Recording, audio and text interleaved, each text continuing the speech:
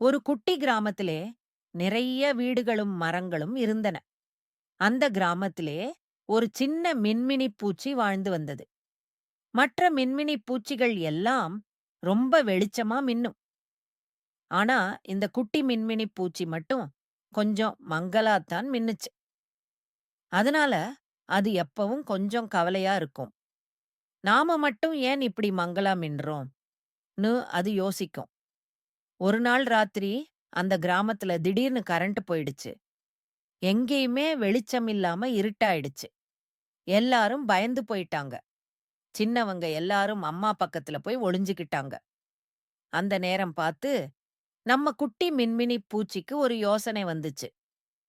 நாம சின்ன வெளிச்சமா இருந்தாலும் நம்மால முடிஞ்ச உதவிய செய்யலாமேன்னு அது நெனச்சுச்சு.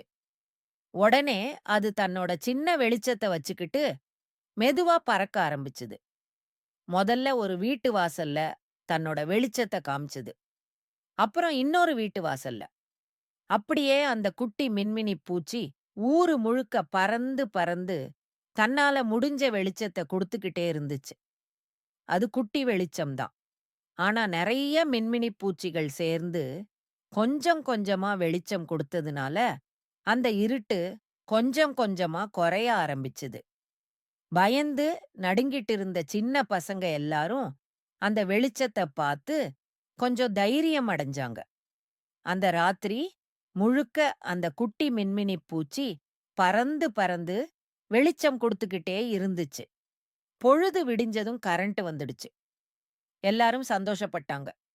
அன்னைக்குத்தான் அந்த குட்டி மின்மினி பூச்சிக்கு புரிஞ்சது, தான் சின்னதா இருந்தாலும் தனக்குன்னு ஒரு தனிப்பட்ட சக்தி இருக்குன்னு. தன்னாலயும் மத்தவங்களுக்கு உதவி செய்ய முடியும்னு அது தெரிஞ்சுக்கிச்சு.